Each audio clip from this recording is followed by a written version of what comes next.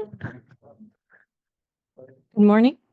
I'm Vicki with the seminar committee, and I'd like to introduce Thomas Vu, last election newly elected school board member of Alachua County, who's going to share what's going on with the school board and the public schools.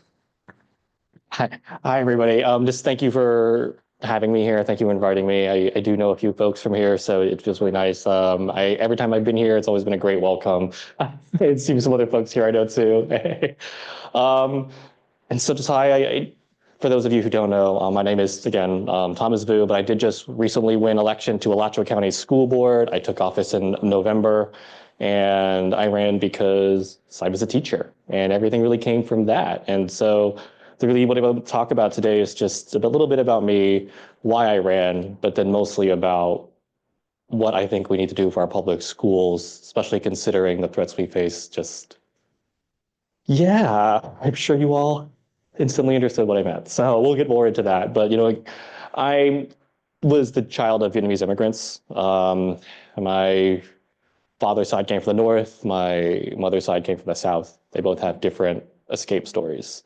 But they both really heavily influenced me as an adult. But I'm not sure if you all know this, but Vietnamese immigrants really don't like to talk about their feelings. They don't like to talk about the past. They don't like to talk about things that are hard. I didn't hear about this at all growing up. The first time they spoke to really us about what it was like for them, my father's side escaping, was when the last of my grandparents on my father's side died, my grandfather. And it was at the funeral, and my aunt came up, and you all don't know this. For Vietnamese people, funerals are the only therapy they will ever get. And so my aunt came up, and she just said, last night how she had this dream, and it was about escaping from Vietnam. It was the family had to split up because they were in the north, and there was a big family, 10 kids, and they had aunts, uncles too. And so they all split up into groups because it'd be really noticeable if they all just left at once. And my aunt was saying how she was in a group that on a boat with my uncle, and she remembers being shot at. She remembers running out of food. She remembers not having any more water, and then just sitting there in the middle of the ocean wanting her mom. Just a kid wanting her mom. And then she finishes this story and tells us, and that's the first time I had thought about that in decades. And so I just want you to know that that's what life was like. I grew up with a family that only knew how to express things through anger. And that's what a lot of our kids deal with today. And for me, school was a refuge. But for a lot of our kids, it's not.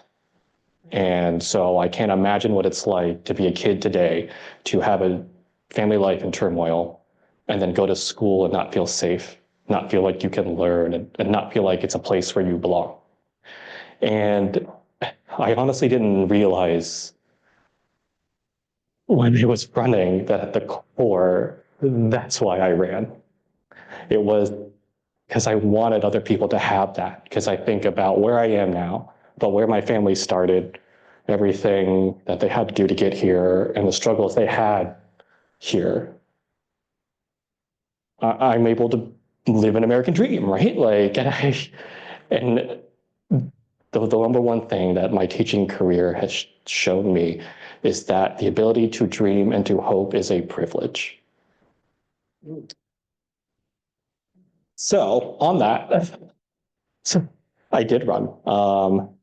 And as a teacher, it was one of these things to where I wanted to do it so that we could respect our teachers, that our teachers worked in a system to where even if they didn't get paid what they deserved, they felt like the system respected them. And then I wanted a system that was there for our kids. And I think about it from an emotional aspect of just, me and wanting to help me, but also just from that intellectual aspect. So there's a lot of research. Everyone says everything in education should be research-based, right? And the reality is, though, we often do things that aren't. We think about research only through the lens of trying to justify something we already want to do. I'm seeing nods from some teachers here who know this to be true. But one of those things that they always say is, it takes 5 years to take a kid who's at the lowest level of reading to put them onto grade level. And one of the things that I also saw in the district was that if you leave elementary school not knowing how to read, oh no. You go to middle school, your math scores actually decline over the year. Somehow you're experiencing a negative rate of learning. And I think about the transition from elementary school to middle school. We don't think about that enough either. You go from one group of kids or two, one or two teachers whose expectations you're managing, to now dealing with hundreds of other students and at least 6 adults' personalities and expectations, all within the span of 2 to 3 months. You switch. And if you're thinking about a student that's already behind and can't read, how much more lost are they in that transition? And if you look at all the studies, if you can't read on grade level by the end of 3rd grade, what happens? You're more likely to go to prison. You're more likely to engage in criminality. You're less likely to get a high school diploma. Your income levels drop drastically in life. And we can predict all of that in 3rd grade. And a lot of what I want to do stems from that too. I'm not sure if you all know this. There is only one mechanism that the state has to ensure that kids are learning at an acceptable rate before they move on to the next grade. And that's the 3rd grade reading test. Scored 1 to 5, if they don't score a 2 or above, they don't get to go on to the next grade. And then that's it. Nothing until they want a diploma. Yeah, 100%. Thank you, Janet. No, and that's what happens. That's exactly what happens because there's so much of incentivization from within the system not to look like you're failing kids. I heard it as a teacher. When I was in middle school, you know what they told us the kids were failing? We'll catch them up in middle school, or sorry, in high school. We'll catch them up in high school. And that doesn't happen because I'm sorry, if you couldn't read for 14 years of your life, how motivated are you? How much belief do you have that the system that you're in is going to teach you? And right, exactly. There's no belief. A lot of these kids drop out. And so when you look at even graduation rates, those don't include how many kids dropped out before that 12th grade year because they just failed out of the system and the system didn't do things to keep them in. And so when kids want to get a high school diploma, they have to pass the Algebra 1 test and the grade 10 English language arts test. And a lot of these kids can't do that. They've been level 1s their entire careers. And what we do is we throw everything at the book at them to get them these scores so they can qualify for that diploma. Sometimes it's random luck. The state introduced a test that if you take it 4 times, the math portion, and if you randomly guess on every single question, you have a 94% chance of achieving that passing score. All through random chance, because you have to get 11 questions right out of 40 on a multiple choice 4-item test. So 1 better than guessing. And this is how kids are getting these scores. Or we qualify them as ESC, some type of learning disability. So the state has a waiver for them. If they take the test 1 time, you can just say, hey, this test isn't developmentally appropriate for this student. Here's your diploma. So you don't know how to read, you don't know how to do basic math, and we'll grant you a diploma because we pushed you through every year and just given you passing grades. And yeah, so that's just the state of just the structures that we're in. And one of my difficulties as a school board member is just this very idea of what I can really do. I, as an individual, have 0 power and authority. And it's a huge misconception amongst voters, even educators, even some other folks in the school board too. But nominally, by law, I have no power and authority as an individual. I only have advocacy influence, right? And I can do that. I only have power as part of the school board. It is the school board as a body that has authority.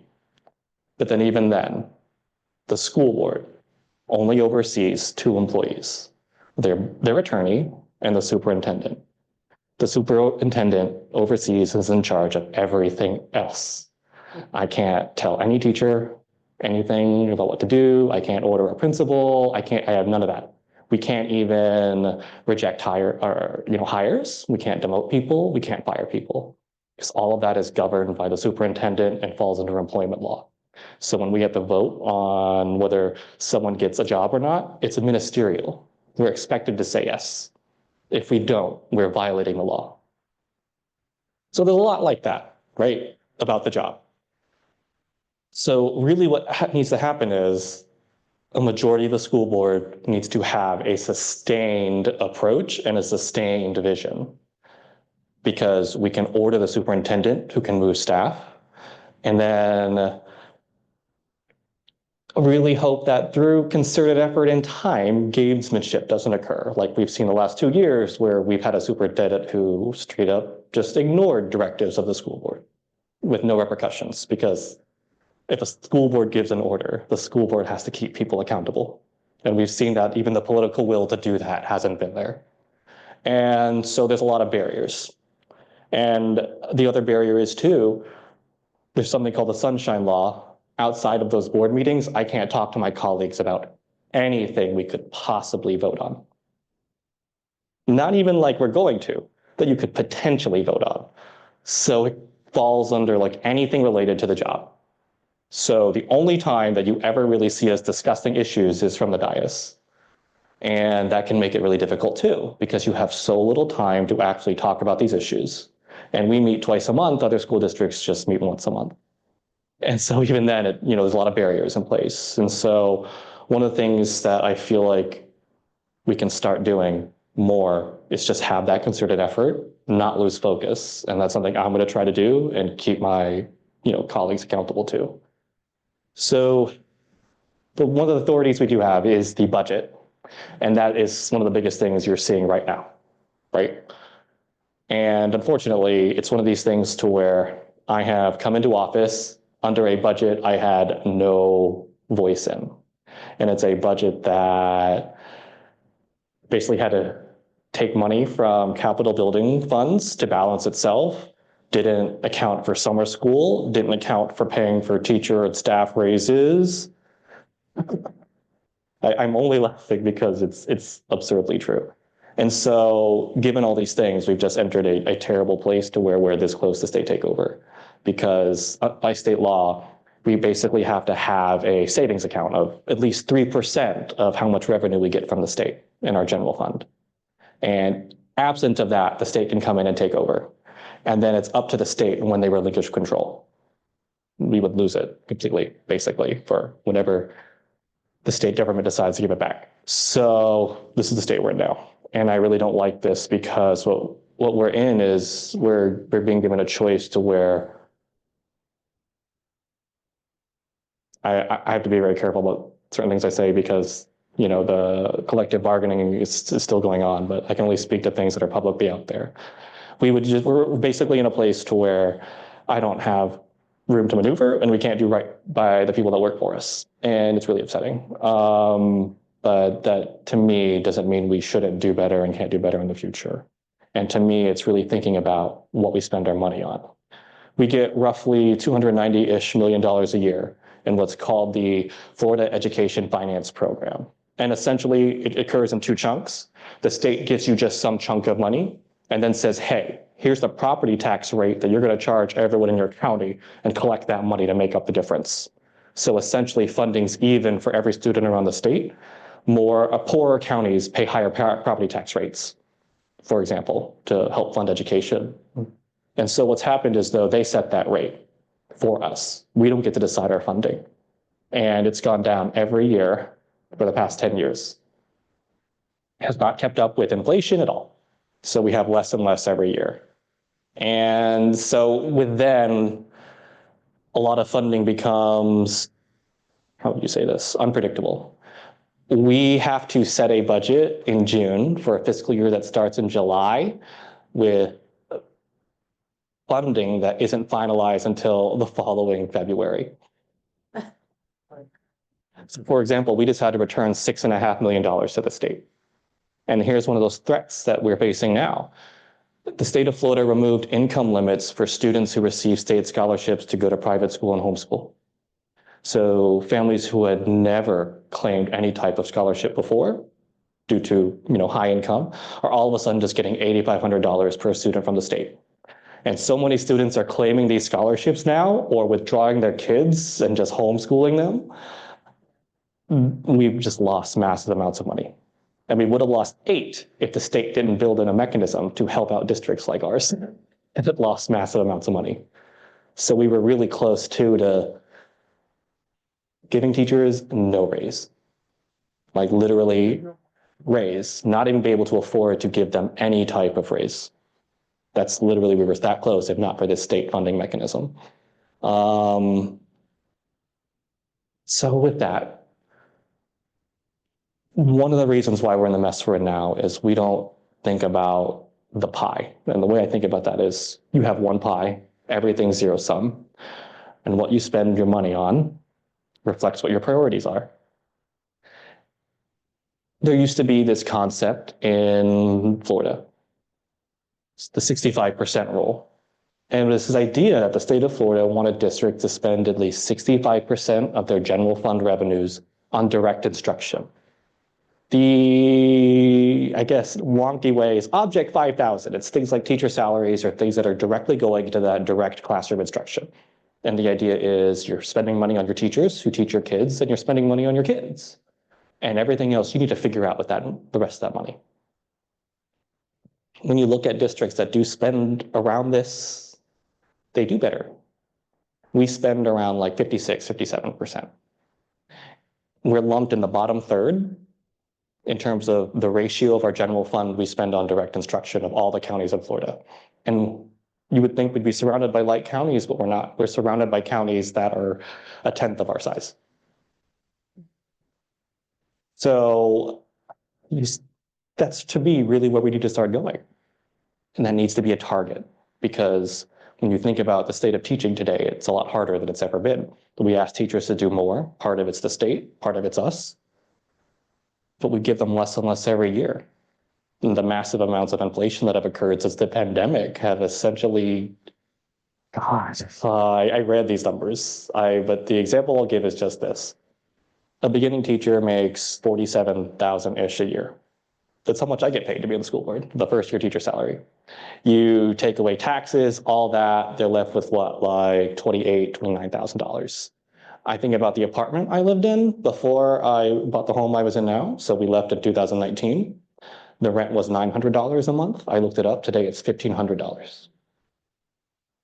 So you take that out, right? Take out the rent and everything, and a teacher has like, oh, I have $12,000, $13,000 to spend on things like heat, electricity, entertainment, clothes, food, my car insurance, any medical bills I have. Oh, do I have children? Right? Like, you can't afford to have those children. Like, so you literally can't. And this is how I always try to break it down, especially when I'm talking to folks in the district and everything. If you don't think about what life is like for teachers, what are we really doing then to keep teachers here in the system? How are we really considering what that takes if we don't know what they go through? And that starts with how much they make, and then it also goes into what the job is. And so the job is hard. I told this story the other day, but it's been hard for me lately because it's hard to go back to that place. But I used to cry in the morning before I went into school. It was hard because you're asked to give so much. And the phrase I always say, I don't know if I stole it or I made it up, but I honestly have no idea, but education runs on martyrdom. And not just that, it's like you're told to martyr yourself. You need to give yourself emotionally. You need to be a parent, a therapist, but then you do it to yourself too. A lot of us who are in teaching have a perfectionism mindset. Today they call it imposter syndrome, but it's this idea that like, I'm not good enough. And we constantly feel that way. And part of it's motivated by because the more I do, the more the kids benefit. The less I do, the less they benefit. And you constantly have this thought in your mind. At the same time, you need to be a human being. You need to be a partner. You need to be a parent. If you're in school, you need to be a student too. And you're constantly weighing all these things. And every time you make a choice that isn't for your kids, you have to eat that guilt. Even if it's irrational, even if any rational human out there will tell you 50, 60 hours a week is too much, stop. You know that's true. You just don't feel it. And so that's this teaching. It's really hard and tough emotionally. And then when you don't get compensated for it in money, and then you don't get compensated in respect from the system, and then when society is attacking you, or you're being used as political pawns, right? It's really difficult. And so to me, it's, as a school district, we have to communicate that we care. If we can't control the state and national environment, at least we can control us. And those are the things I like to focus on, what I can control. And even then, it's not very much. Even as an elected official on the school board, it's not very much.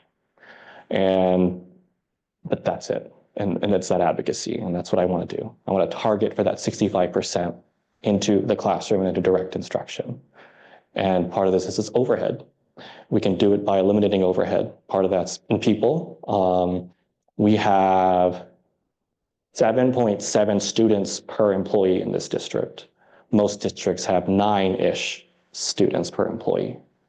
So we have way more personnel. And part of that's because we haven't rezoned in over 20 years. We've just been kicking the can because it's tough. And when you rezone, you change people's expectations. And it's so funny. Someone said to me, there's nothing more than these two things that people hate the most.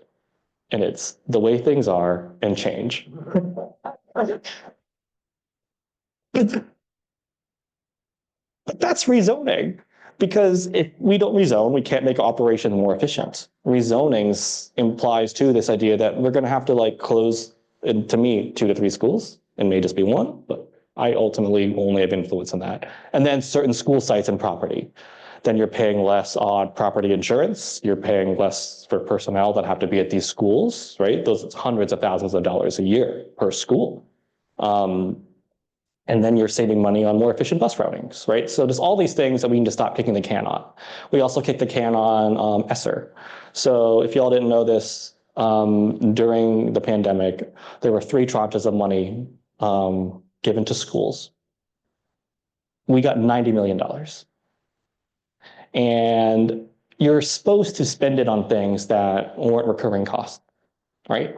And when the community voted, they wanted things like, hey, help our kids, with their learning loss during the pandemic, and then update HVAC so kids have reliably clean air, right? We did not update HVAC. There was a plan once upon a time and it disappeared, right? Leadership changes, chaos, that happens. And what we did instead was we hired a bunch of people. We were spending over $5 million a year in salaries, and a lot of these new employees in ESSER, literally the number one thing you were told not to do, we did. And what did we do? We just absorbed these salaries into the general fund. And so now we have more overhead than we did before, more personnel than we did before. But was it linked to any results? And I'm going to tell you no. And so yesterday I spoke, and part of it was about the 2018 report that talked about Black achievement and the state economically, educationally of the Black population in Alachua County. We have the largest achievement gap in the state between white and Black students. Between 2018 to today, right? Black student achievement is worse. Between 2018 and today, Black student achievement is worse. We have less students reading on grade level. And that's the state testing. Yes. And that's even after a lot of students have left the system and gone to charter schools. So we're just doing a bad job. And part of it's just this idea that real change is hard. It's easy to set goals. And so our response as a district in 2018 was to say, you know what, we're going to raise Black student achievement by 3% a year. We clearly have missed the target if it's gone down because we had no plan to do that. And any plan to do that is a fundamental change in how we're educating our kids. And so what I think we really need to start doing is that K-2 focus. There is no accountability measures from the state until 3rd grade. And so traditionally, resources don't go into anything until 3rd grade because we think to ourselves like, oh, if nothing's going to matter until 3rd grade, let's just not invest in it. Right, it's insane. It's just that, and it defies common sense. Everyone here, we learn it as a kid. We know it to be true. An ounce of prevention is worth a pound of cure. And we don't do that. To me, it starts in kindergarten. You have to do everything you can to ensure that kids have that great foundation. You can't start them for 3 years not learning and then panic in third grade when they're not on grade level and they're nowhere near it. You should be right. But we can't mandate that. Yeah. Yeah. Vote and we'll stop getting head. Yes. Yes. So the Head Start is not funded in electric Right. because of administrative. We lost it 2016, 17. Yeah, one of those, right? And we don't know why. You hear rumors and why, but ultimately it came to us not following through on our obligations. Lack of paperwork, things like that. We weren't following protocols, so the federal government awarded it to somebody else. That's not a surprise. Whole program. Student funding, yeah, yes, and it was given to a different provider. So instead of it being run out of our public schools, it's now with another organization. I don't know though who that's with. But I think VPK is really important, and pre-K. It's just we can't mandate it, and so one of those things to where it's a great start for kids. But to me, any system that you build can't rely on an option for families because there's a lot of barriers to why, either that families don't know about pre-K, or just that you have to be able to get your kids to and from, and it's a half-day program, and if you're working, you can't do that. Or if you have childcare that doesn't have a car, they can't do that either.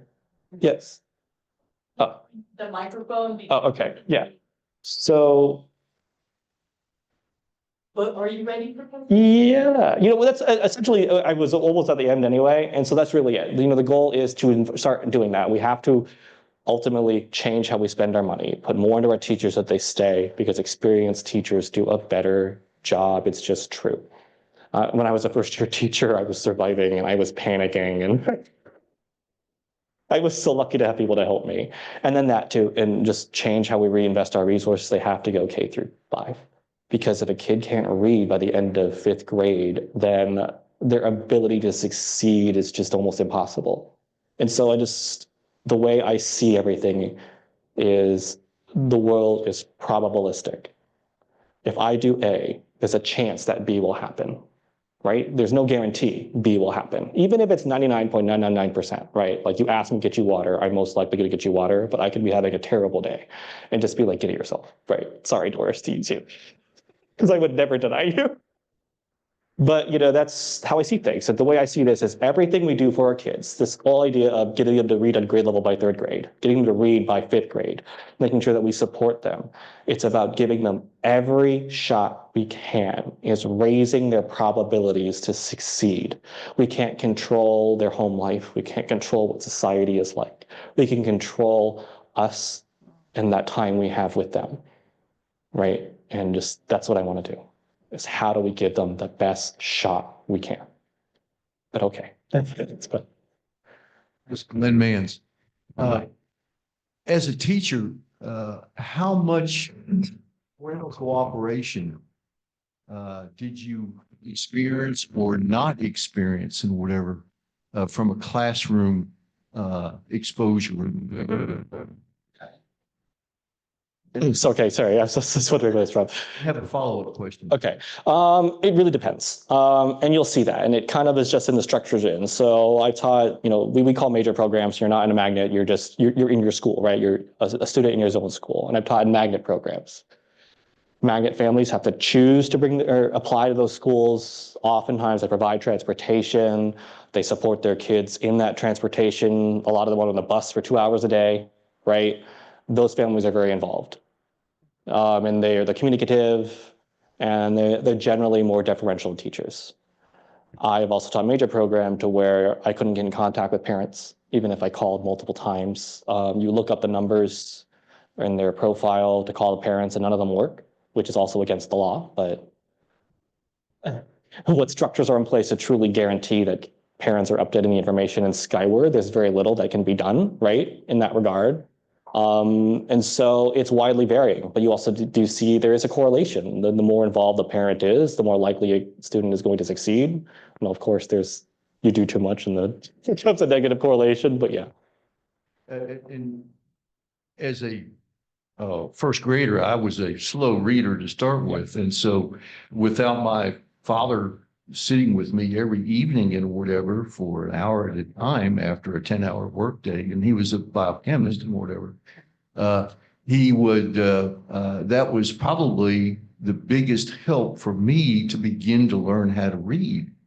And so I would think that if there's any alternative or any way we could encourage parents, even though they face a real barrier in today's world, to spend, if they can read and whatever, to spend more time helping their children learn to read, that would be one avenue to really, really push that may or may not require that much funding and whatever. Yeah, I agree with you, right? And so like I think that's a great start. It's one of those things to where any type of parental involvement, and I think it's so someone gave me this feedback yesterday because, you know, it was like, hey, how can you support me? And I was like, support me.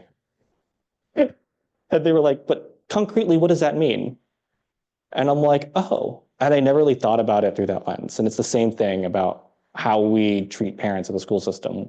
We tell them to support your kid, but we don't give them those concrete steps. How? Be involved, but how? Right? And so for me, it's, hey, you have 10 minutes a week. Here's what you need to do. Because that's the reality. Some parents have 10 minutes a week, right? And if you have 20, 30 minutes and just say, here's the things you should be doing. And I feel like if we start doing stuff like that, it can make a difference. But one thing I also want to say is, I think about me, my parents couldn't teach me how to read. So I was a complete product of the public school system. And when I came into kindergarten, I didn't know how to read. And so it's very similar. I struggled a lot. I struggled even way through high school, adulthood. I would almost say like it's been in my 30s to where it's like, I feel like I could be that reader that other kids were, where you could read and think about it and analyze at the same time. I couldn't do that. I had to stop like every page. And even math literacy was harder because if you can't read words, that whole idea, your brain isn't functioning either for numbers. And I still remember the commutative property to where it's like 2 + 3 = 5, 5 - 3 = 2. This confused me, the whole idea of going left, right, like I still remember that. But you know, education did still end up working for me. And so I feel like for both ways, that has to happen, yeah. Question about pre-AP classes or AP classes, and there was another class of that the board was discussing the other day. Has any decision been made about terminating that program? Oh, you mean, okay, so basically when students take classes that can earn them college credit, like AP, IB, ACE, dual enrollment, when they pass and get that college credit, so through the tested classes, that qualifying score, or through just getting the dual enrollment course passed, we get additional funding from the state. So let's say the state gives us $10,000 for a kid. It's not that, it's lower, but let's just say it's that. If a kid passes an AP test, it's like, oh, great, here's $1,600, right? And then 80% of that money has to go back to the school that generated it. So the district keeps that 20% plus the cost of the test, and the school gets the rest. What the state's trying to do now is have that and go to 8,000-ish. Yeah. And that's a huge hit because that's how most of our high schools are funded. So in the 3 groups, elementary, middle, high schools are the most well-funded, just purely based on how the state has set up that testing funding formula. Middle school gets the least. Generally, it's when, and then I think middle school needs way more than it gets. And so it just changes a lot of things. And so high schools use that, they'll pay for that for enrichment for students. They'll pay for additional teachers. One high school pays for an additional administrator to do that and to help basically be the family liaison. And so all that flexibility leaves. Right. Hi, so Elda Montero. I am an immigrant and educator, and I'm committed to helping first-generation students succeed at the collegiate level. That's what I do. And so I want to piggyback on the conversation. I'm very concerned about the reduction in funding for AP, IB, for all the programs that we've talked about, because I also am committed to giving students what they need to succeed. And so while we're calling and we're emailing and parents are motivated and we're doing what we can, but Florida reality is what it is, what can we do as a school district? What is the plan B to continue to give our kids what they need? So- Should it? Right, should it pass? So I think about it in like a few ways. When it comes to tested classes, we don't have a strategy. We really don't in the district. We leave it up to every school. So you'll have a school like GHS that's like, we don't want to test kids if we don't have to.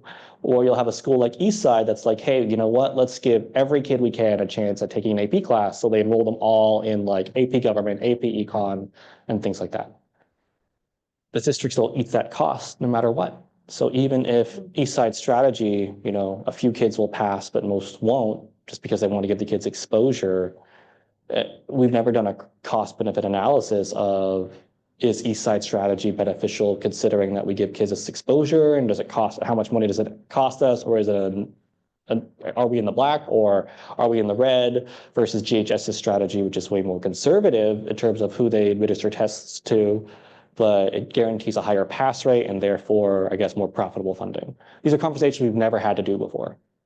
And honest, what's going to likely happen is these conversations will have to be had, because you have to then consider those costs and the cost benefit analysis, because it's all part of one pie. And the state's doing this because, again, education funding from the state level is really all just one big pot. And because they're giving so much more money to private and homeschool families, it has to come from somewhere. And this is where they're trying to make up that difference, is through tested. And is there room for conversation with other entities, for example, the Education Foundation, to other sources to potentially offset? It's a lot of money. I'm sure it's a lot. Always. What's the ballpark? Millions. So like I don't think we're getting an entity to give us millions, right? Like that's just not happening in reality, right? And so the best thing we can do in the short term is that advocacy at the state level and hope that they somehow see sanity or find money. But I'm not hopeful, especially given all the conversation is about cutting property taxes. And the easiest way to do that is through education. Still hopeful it dies. Should say that, because what you're doing is you're upsetting a lot of middle and upper middle class families throughout the state, which I imagine a lot support the state government. So let's see how long they keep doing that when you're shortchanging their kids.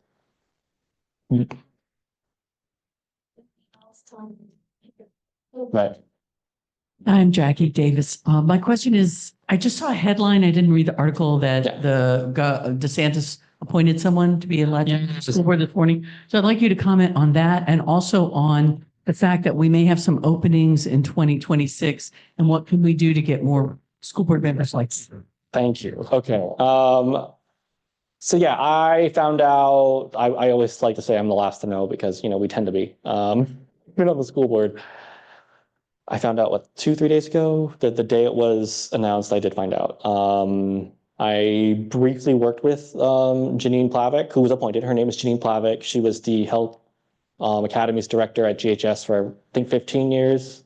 It was over a decade. I think the number is 15. And we worked at GHS. We were friendly. And she has left the public schools. I believe that after that year we worked together, and she's been at St. Francis since as their health teacher. Outside of that, I don't really know much. I will say I was surprised that DeSantis picked a local respected educator.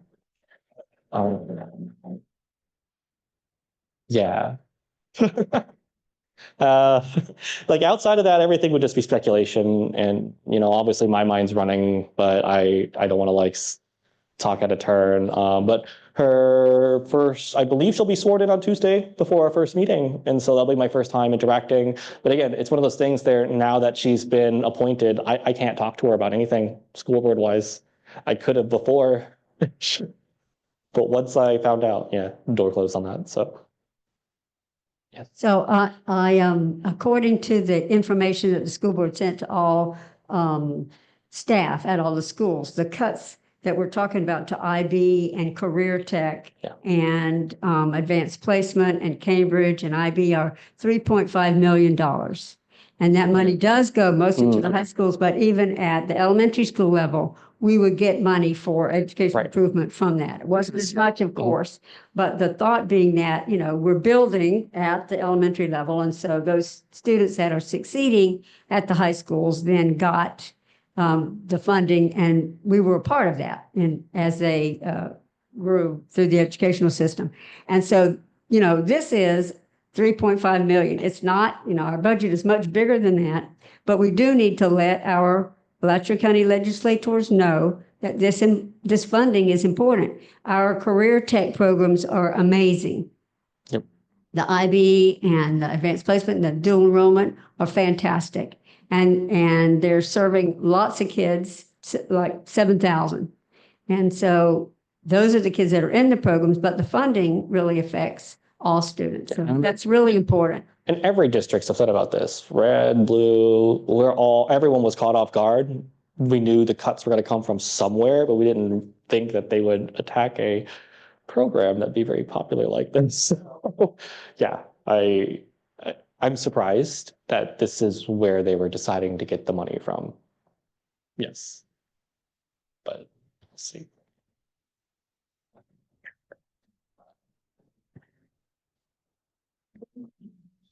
I'm Glenn Terry. I taught in public schools in South Florida for 26 years. Oh. And I just want to point out that you can't learn if you can't read, like he just mentioned. And it's an obvious thing, but there's an incredible amount of young people who can't read. And when we think they should be able to, first, second grade, whatever. But I want to mention there's programs here where you can volunteer to help kids learn to read, tutoring programs. My wife, for instance, goes into a school and spends 2.5 hours with about 8 different children. They have this program. She comes in and meets them for 15 minutes, and there's a computerized thing that they teach you how to do it. And she's very gratified by the experience and the results that she gets. There's the Take Stock in Children mentoring program. I'm a part of that, where I mentor a young man. Every 2 weeks, I go and meet with him when we talk about his needs and his goals. And there's things you can do. And I just wanted to point that out. What is your association called? Which one? The one that your wife goes in and tutors? I'd have to ask her. She's in Denver right now, but I can get that information to anyone who wants it. If you give me your name and phone number, I'll text that information to you. And then I wanted to finish too. I didn't fully answer that question from earlier about what else you can do. And it's crazy to me to think that it's always happening so quickly, but there'll be an election next year for school board, and 3 of the seats will be up. And so the one that just got appointed will be up. And so basically we're looking for good candidates in that. And that's the south west corner of the county, the Micanopy area. And then the other open seat will most likely be Tina's seat. I know she's been telling other folks, so I feel comfortable saying this too, that she's most likely going to run for county commission due to a vacancy there. So, and that's the northwest area, which is in Newberry of the county. And so, you'll know good people. I'd love more teachers on the school board too, instead of it just being me who had, taught in the last decade. But this is what we're looking for. We're looking for good candidates, because ultimately any work that needs to get done needs to be sustained over time. It can't just be a year or 2. It needs to be, to me, a decade at least, to fundamentally shift and change things for the better, and so that they are settled and that we actually have a system that works and that people feel is working. And again, that's going to take candidates. We have term limits, so you're limited to 2 terms now in Florida for school board. They cut it to 3, and then literally like the next cycle they cut it to 2, so that they don't want us staying very long. And so I can serve this term. I do plan on running for re-election, so I want to serve the full 8. But even then, even beyond me, we'll need strong people to keep it going and who have their eye on the ball. And so one of the asks I'll have here, I should have been better, but I have some paper. It's just I'll ask for contact information for anyone who's willing to help. But it's for that. We'll need to support these candidates. If not with money, then with time, with talking to folks. I have a more list when I get to that in a second at the end, but that's what they'll need. So please support me in supporting them, and I'll have more concrete steps on what that means, but I will be asking, yes. Okay. Hi, I'm Larry Reimer, and I'm one of the retired pastors here. And I speak to you right now as a pastor. Number one, thank you for what you do here. It's just amazing. Thank you. Sure. No deal. And two, the simple encouragement to take care of yourself. How Thank you. you sustain this, you are able to feel fed and given air and water and food for yourself, to figure out how to keep going with this. That's just simply Right. what all of us want to wish you. I appreciate that, and I'll. There's this you've heard this story. We were told that when you're in an airplane and they say if the oxygen masks come down, take it yourself before. And make sure you're getting some oxygen. That's all, as you take care of the people around you. And thank you. I really appreciate hearing that. And it's not a message I will tire of hearing, because I need that reminder. Just as me, I am a very momentum person. So when I feel like I have a lot of momentum, I just keep going until it exhausts me and then I crash, right? I'm one of those people, unfortunately. And so I've been having to be more intentional. When I feel it coming, I do try to do that. And I want you all to know that, like, for me, I don't know what it's like for everyone else's experiences. I'm going to say this, and it feels weird to say it. Being a politician is weird. It's not normal. There's nothing normal about this experience, right? It's. I know some people love these things. I don't. It's things like you lose all sense of privacy, and I didn't realize that, because people will point at you. You'll be out, and people will do this and be like, talk to people. And it's like, I can see you doing it. You can just say hi. But just stuff like that, right? And, I didn't realize how that would affect me. And I didn't. And so I appreciate hearing that, because I've had to do that. These small little things now too. It's like, I'll admit it. I used to be that person who would wake up in my pajamas and go to Publix because I needed milk for like stuff, right? And now I'm like, I can't do that now, right? Because then someone's going to take a picture and it's like, oh no, is board member Vu, what's going on with him? I just needed milk, like, or cereal or something. And so, like, yeah, I'm trying, but please, if you think I am running on empty, please say something. I will not tire of hearing that. It is something I welcome, because I don't want to burn out. Yeah. I appreciate that. Thank you so much. Hey, Thomas. Hey. I'm Don Fitzpatrick. I work for the schools, and I worked with Thomas for a couple of years. I'm a big fan. Oh, I'd like to echo what Larry said, that I'm so proud that you did this, and the courage it takes to stand up and do what you're doing. I just really admire it. And you said about the board being somewhat responsible for the morale of the staff and the teachers. Yeah. And I got to tell you personally, I feel like there's a little wind in my sails because of how competent our current board works together. good. And so when you watch the meetings, it's not an embarrassment or stress.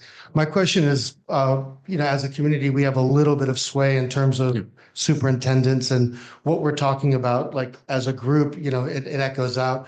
Tell us a little bit about the working with a superintendent who has perspective from Dade and Collier County. Like, he's done big, important work. And I'm just wondering what it's like for you to be working with someone that's so accomplished. Like, how is that changing the way the district is moving? So I'll quote myself a lot on this, but like, so the biggest thing I say to her all the time, I'm just like, oh, that's such a breath of fresh air, because she'll call things out. She'll be like, you'll never guess what I just found out. And so what Don and I will tell you is that there's just a lot of broken systems in Alachua County. And as someone in the system, you more or less just end up accepting if you're in it. Yeah, that's just how it is. Things like nepotism, or just small town politics, things like that, or friends getting jobs, or just having lower expectations for adults than you have for kids, right? That's kind of how the system is. And she just sees a lot of it. She's like, you'll never guess this crazy thing I just heard. And it's like, oh wait, no, you will. But it's really good. Just for the most part, she just knows what has worked. And I will say that, like, that's really good, especially in the place we're in. So like the place we're in right now, like the budgetary mess, The idea is we need someone who's strong-willed, who is going to move staff and who's going to make these hard decisions to fix it. And I think she is the person we need right now. And right now she's contracted until the end of, not this June, but next June. So June 2026. In my brain, I'm like, okay, we have a year and a half. Can we truly get ourselves set up for success for somebody new? And I really hope so. And I just feel like a level of gratitude about it and luck. So I'm not sure if you all know this. The month before I took office, the previous school board fired the sitting superintendent, and then voted to hire the replacement to start the Friday before I took office. And so they ended up hiring Cam, ultimately because everyone they asked said no, because, why would you come here considering that, right? Why would you want to expose yourself? But we're lucky we got Cam. We're lucky that she's here. She's so productive. One thing I will say, though, is that as competent as she is, I do feel like, we do look to the future too, and she's going to help us do the search and everything. But, we can't rely on Cam Patton. We do have to start thinking about what comes after. So even in that, while I'm very hopeful, there is that first big challenge of who's the next person who's going to lead us, who's willing to, not necessarily work as hard as she does. I will confidently say that in the Alachua County Public Schools, she is the hardest working person. She does not sleep enough. And that's the thing I tell her a lot. She works weekends. She's reading things at like 3 a.m. She is one of the first people in the office, last to leave, always that type of person, is always going. Loves to work. We don't need someone necessarily like that, but we do need someone who is that dedicated and who is that objective. And one of the benefits is that she doesn't come from this town. And I'll say this, just on repeat. Our superintendent should never be someone local, because this is too small of a town. You can't objectively supervise, oversee, and discipline someone you grew up with, someone you're neighbors with, someone you go to church with, someone you went to school with. You just can't. And that's part of the reason why we are where we are now, that everything's just some game of relationships in a friend circle. And she doesn't play those games, and that's what we need. Yeah. So anyway, I don't know what question I was answering, but so that was the answer. Yes. Sorry. So what have a? Oh, okay. You were just like, okay. Okay. So does anyone have other questions? Okay. So one of my homeworks given to me by somebody yesterday was, I said how to support. I drafted these, and just a lot of like what I'm saying now, I'm going to say that I'm going to start talking about more. I didn't want to be like the Kool-Aid guy who just burst through the wall and it's really loud, right? So, but the way I see it is, I've gotten my feet wet. I feel like we have a good working relationship. I feel like we understand what the short-term vision is, but now it's time to talk about what the medium and long-term vision is. So after fixing our budget and getting us on a more solid footing when it comes to funding and our money, is what is that future? And that's what I really need help with, is folks who are willing to support that, because it'll be difficult. Any type of change is hard.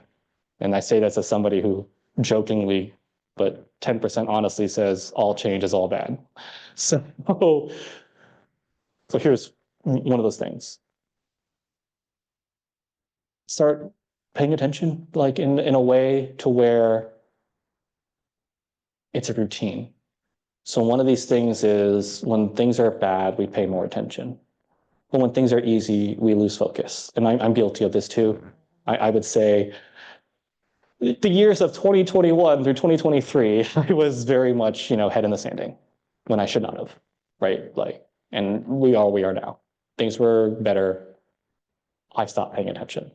And I'm realizing how bad that was just for me and the guilt I feel and where we are now. But it's the same locally. When things get easy here and non-controversial, we stop paying attention, but that's when things fall apart. That's when the public pressure stops and people feel like they can let up. But we can never let up, because once we let up, we're letting up basically on progress for our kids. And so it's just that, turning it into a routine. These school board meetings are every 2 weeks. you don't always have to attend. But if you can make it, please come. If you would like to speak on things, please do that. And then what I'm going to do is collect information. And eventually when I say like, hey, I'm going to start speaking about these things, if you can come out to support, that'd be great. Please, if you can make it, do that. Another way you can support too is one of the things that the other side is really good at in this town is controlling narratives. And they do that through going through articles. They do that on social media, and they like to utilize fake profiles. Yes, well, you'll have city commissioners cosplaying as Black citizens. Yes, some would call that digital blackface, but that happens. And so we need to combat that. You know, I feel like one of the things that we don't do a good enough job of is that advocacy in public spaces, even in digital platforms. And so, like, for example, Main Street, the Alachua Chronicle, even if you don't read it, you don't have to read it, but all these places post articles about school board, local politics. They'll do it on Facebook too. And oftentimes what people think is reflected in the comments, or people don't have an opinion and they'll form it based on the comments they read. And so it's going to these comments. And if you like something I have said or whatever, please comment on it. If you like something that's going on, please comment on it. But also if something bad's happening, please feel free to call that out too. You know, I don't think I'm always gonna do a good job. I don't think the school district's always gonna do a good job. We need to hear criticism just as much as we need to hear support, but be vocal, right? And so it's thinking about where those spaces are to where you can be an advocate. And even then it's just with neighbors too. You know, change is coming just through budget necessity, but also we need to stop kicking the can on so many things. It's understanding that there is a short-term turmoil that people aren't going to like, and that, hey, my kid has to go to a different school, my bus stop is different, right? But there are long-term gains that are financial, and it's being able to speak to those. And then one thing I like to think about too is that it takes a village. And the modern day version of that village is arms of government, because we don't have small local neighborhoods, right? We don't know our neighbors as well as we used to. I didn't know my neighbors for years until I got a dog and I was walking my dog all the time, right? And I just realized that, right? And so, but you know, we have the Alachua County Public Schools, we have the City of Gatesville, we have Alachua County, we have the Children's Trust. And there's all these different arms of local government that want to do something, but we don't necessarily do it cohesively. And because we're all politicians, we don't always like to play nice, right? Because we're people. And so it really is that public pressure and advocacy to our local elected officials helps too. And that's something that I'm going to try to like start having a better idea of how to lead on, is how do we get these different arms of government to come together for our kids, right? And then one thing I wanted to talk about too, or start more too, is the way we utilize volunteers at our public schools is really inconsistent. We don't have a system from the top down that really is what should volunteers be doing with students, right? Right now, it's just school to school. Some schools are really good about being intentional, being like, hey, you know, read this, they're on this, etc. Other schools like go have lunch with the kid, because the district program is just go have lunch with the kid. And it's great as a mentorship program for kids going through turmoil, but it's not helping them with their academics. And so one of these things to where if it's like a consistent volunteer that's coming in, I wanted a very intentional program that is really intentional about what is communicated to the volunteer and how volunteers are helping students either through math or reading, right? But when hopefully we get that started sooner rather than later, right? But it's being willing to do that. I know a lot of folks are, and if you have been discouraged in the past, please give us another chance, because a lot of folks have talked to me about how they've tried to go volunteer, but were so discouraged by the experience and the disrespect they felt that they didn't want to go back. And I totally get that. That's a totally valid response. I wouldn't want to go back too if I'm trying to help and I was treated disrespectfully. And so that. Okay. So beyond that, I really thank you for your time. I will just have, I guess, paper up here if you would like to help or anything like that. Just give name, email, or a phone number. But yeah, just thank you, everybody.